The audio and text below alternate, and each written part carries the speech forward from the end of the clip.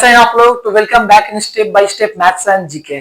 तो देखो आज का हमारा टॉपिक है Indian National Congress, one of the most most important chapter in the modern history. देखो हिस्ट्री में सबसे ज्यादा क्वेश्चन आपको मॉडर्न हिस्ट्री से पूछता है और इससे आपको एक आध क्वेश्चन मिल ही जाता है। तो चलो पहले चैप्टर में हम लोग उसको पूरा थ्योरी देखेंगे और अगले सेशन में इसका हम लोग पूरा ऑप्शन सारे क्वेश्चन देखेंगे। तो क्लास में स्टार्ट करते हैं। देखो आईएनसी बना कब था? 1885 1885 में इंडियन नेशनल कांग्रेस का गठन हुआ था। किसके द्वारा हुआ था? AO Hume. ये एक रिटायर्ड ब्रिटिश ऑफिसर थे जिन्होंने 1885 में ए ह्यूम ने इंडियन नेशनल कांग्रेस को बनाया था। ये बना कहां था? ये बना था हमारा बॉम्बे में, जो आज का मुंबई है। कहते हैं कि पहले पुणे में बनना था लेकिन पुणे में कॉलेरा फैल गया था, इसके कारण इसको शिफ्ट किया गया बॉम्बे में, गोकुल दास कॉलेज। और उस समय वायसराय कौन थे? Lord Dufferin. ये 4 पॉइंट चारों क्वेश्चन में बार बार रिपीट होता है। आईएनसी बना कब था? 1885। किसने बनाया था? AO Hume. Place Bombay and viceroy कौन थे समय? Lord Dufferin.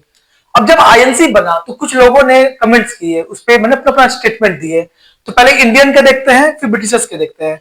तो देखो फिरोज शाह ने पहले कहा कि ये जनता की आवाज नहीं है। कारण क्या है कि पहले अधिवेशन में इसके ओनली 72 पीपल ने ही पार्टिसिपेट किया था।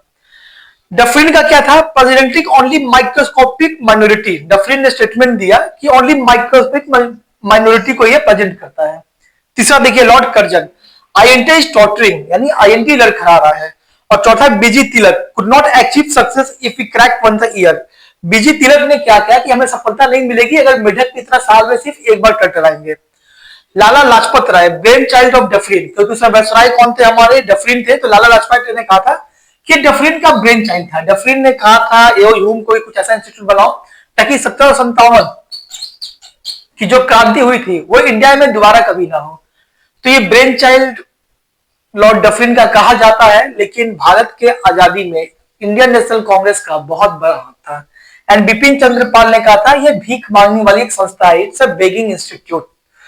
चलो तो हम लोग देखते हैं कि इंडियन नेशनल कांग्रेस के कहां कहां अधिवेशन हुए, उसमें क्या हुआ। तो देखते हैं। पहले अधिवेशन हुआ था इसका 1885 का बॉम्बे में। कौन प्रेसिडेंट थे? W C Banerjee. ये पूछता है वो the first president of Indian National Congress W C Banerjee. और इसमें 72 डेलीगेट्स ने पार्टिसिपेट किया था। कितने? 72।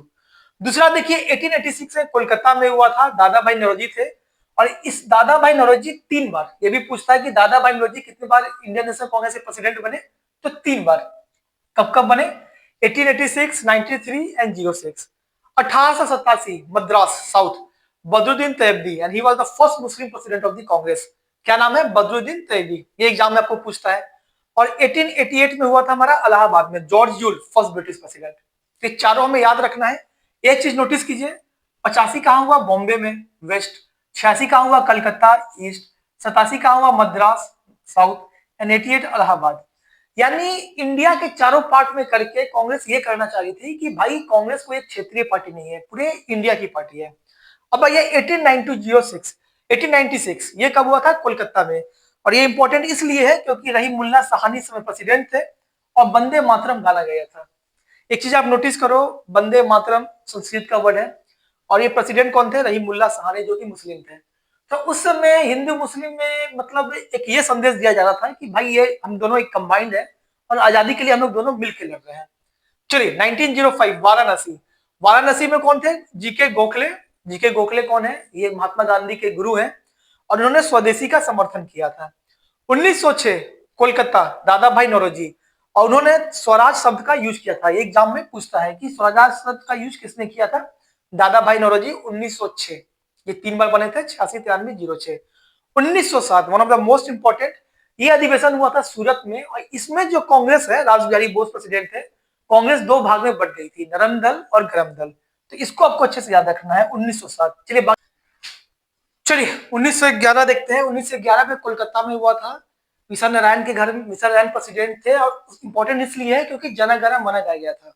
1916 again one important, Lucknow, Avika चरण, मॉडरेट्स प्लस एक्सट्रीमिस्ट्स, गरम दल और नरम दल, ये दोनों यहाँ पे दोबारा कंबाइंड हो गए थे।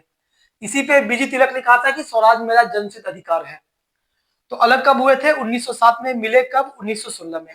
1917 कोलकाता में एनी बेसेंट, ये अगेन मोस्ट इंपॉर्टेंट है, फर्स्ट लेडीज जो कांग्रेस की प्रेसिडेंट बनी। लेकिन अगर फर्स्ट इंडियन लेडीज पूछ देता है तो वो होगी सरोजनी नायडू। इसमें 3 पॉइंट याद रखिए। अगर पूछता है फर्स्ट लेडीज जो आईएनसी की प्रेसिडेंट बनी, तो वो होगी हमारी एनी बेसेंट। अगर पूछे फर्स्ट इंडियन लेडीज, तो वो होगी सरोजनी नायडू।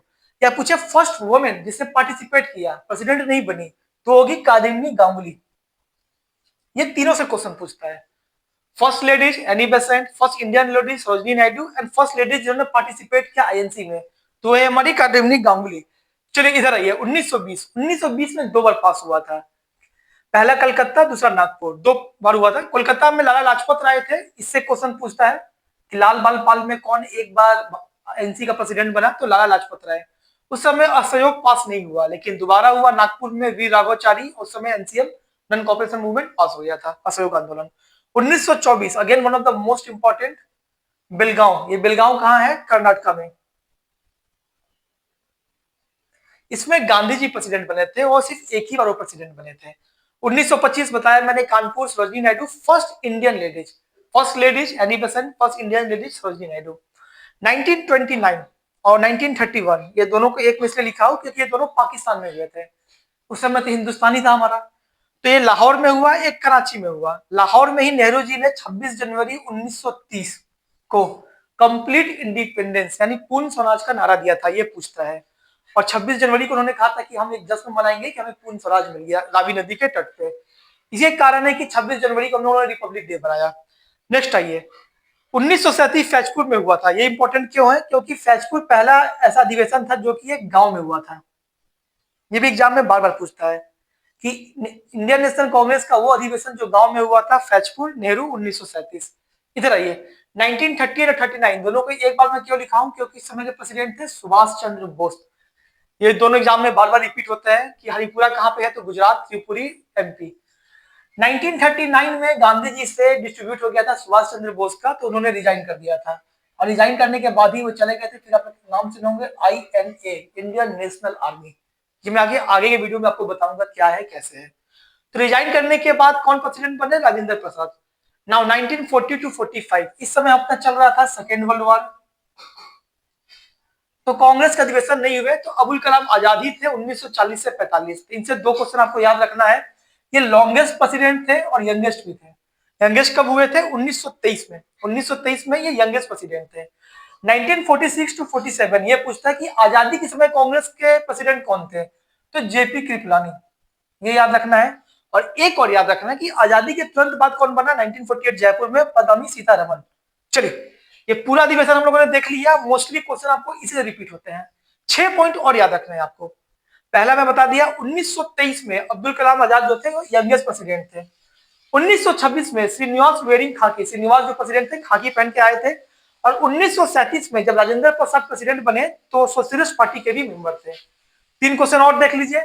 लॉर्ड विलिंगटन जो वायसराय थे, ओनली वायसराय जिन्होंने पार्टिसिपेट किया था इंडियन नेशनल कांग्रेस में। गीत रहस्य बीजी तिलक ने लिखा था मंडाले जेल में। एंड फर्स्ट वुमेन पार्टिसिपेट थी वो कादिम्नी गांगुली। तो ये पूरा इंडियन नेशनल कांग्रेस को मैंने आपके सामने रखा। वीडियो कैसे लगी जरूर बताएं। अगर अच्छा लगे तो लाइक एंड शेयर करें, चैनल को सब्सक्राइब करें। तो मिलते हैं हम लोग नेक्स्ट क्लास में, जब इसके हम लोग ऑब्जेक्टिव देखेंगे। तब तक के लिए अपने स्टडी को कंटिन्यू रखिए। तब तक के लिए जय हिंद।